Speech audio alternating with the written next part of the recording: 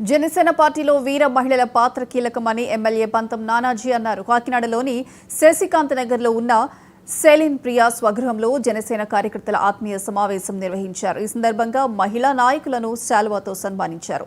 అనంతరం ఆయన మాట్లాడుతూ జనసేన అధినేత పవన్ కళ్యాణ్ మహిళలకు పెద్దపీట వేశారని తెలిపారు.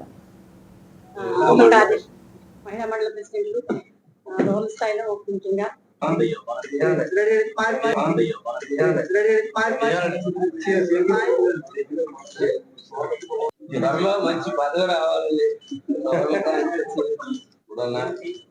ఉద్యోగాలలో పదవి రావాలి. అడ్వాన్స్ సన్మానం స్వామి యొక్క ఆశీస్సులు